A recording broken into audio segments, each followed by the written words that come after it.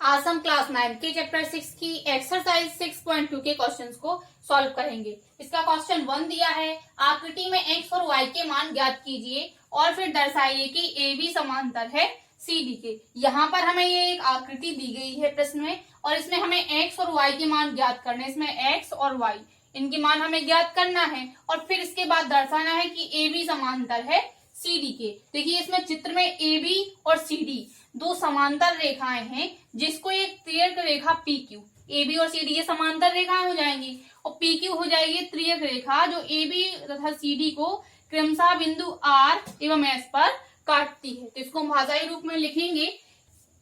दिया है तिर्यक रेखा P Q A B और सी डी को बिंदु आर एवं एस पर काटती है एवं इसमें कोण ए आर पी बराबर दिया है 50 डिग्री। देखिए यहाँ पर ए आर और पी इसका मान है यहाँ पर 50 डिग्री तथा कोण सी एस क्यू इसका मान दिया है यहाँ पर 130 डिग्री और हमें यहाँ पर x तथा y का मान ज्ञात करना है। तो हम लिख देंगे x बराबर ज्ञात करना है तथा y बराबर भी हमें यहाँ पर ज्ञात करना है। तो इनका मान हम किस प्रकार से ज्ञात कर सकते हैं उसको आगे करते हैं। अगर हम इसे में देखें तो ये दोनों एक ही लाइन पर बन रहे हैं दोनों कोण, तो x प्लस 50 ये रैखिक युग्म में बन रही है यहाँ पर। तो यहाँ पर चूंकि हम जानते हैं x प्लस 50 डिग्री बराबर हो जाएगा 180 डिग्री।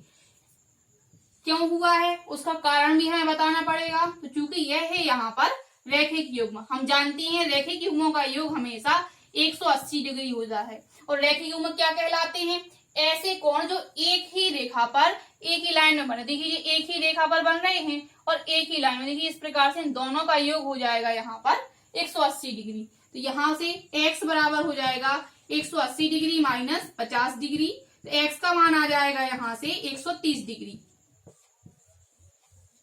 इस प्रकार से हमें यहाँ पर x का मान ज्ञात हो गया है। अब हमें y का मान ज्ञात करना है। तो देखिए अगर हम इसमें देखें तो x और y, इसके y का मान हम दो तरह से ज्ञात कर सकते हैं। कोण x बराबर भी y हो जाएगा तथा इसमें y का मान डायरेक्ट यहाँ से 130 डिग्री भी लिख सकते हैं। क्यों? क्योंकि यह है यहाँ पर शीर्षाभिमुख कोण, ये दोनों कोण यहाँ पर शीर्षाभिमुख कोण है।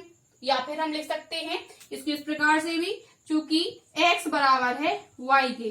क्यों है तो इसका कारण हम यहाँ बताएंगे, क्योंकि यह है यहाँ पर एकांतर अंतः कोण।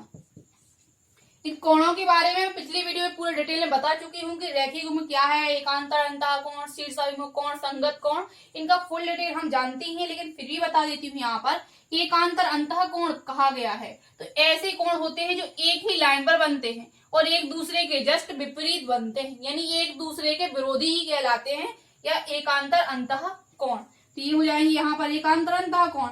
x बराबर जब y है तो यहाँ से y का मान हमें प्राप्त हो जाएगा 130 डिग्री।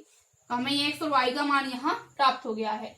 इसके बाद इसमें कहा गया है कि दर्शाइए ए बी समांतर है सी डी के।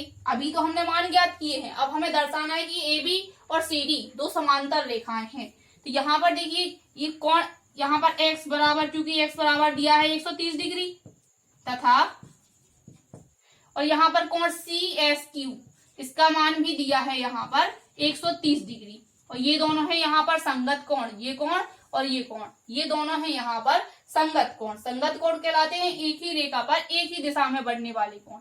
ये कोण भी इसी दिशा में बन रहा है और ये भी इसी दिशा में बन रहा है। तो जब संगत कोण आपस में यहाँ पर बराबर हैं तो समान रेखाएं भी आपस में समांतर होंगी। तो हम यहाँ लिख देंगे चूंकि संगत कोण आपस में बराबर हैं इसलिए ए बी समांतर हो जाएगा सी डी के और हमें यहाँ पर यही दर्शाना था। इस प्रकार से हमारा ये क्वेश्चन सॉल्व हो गया है।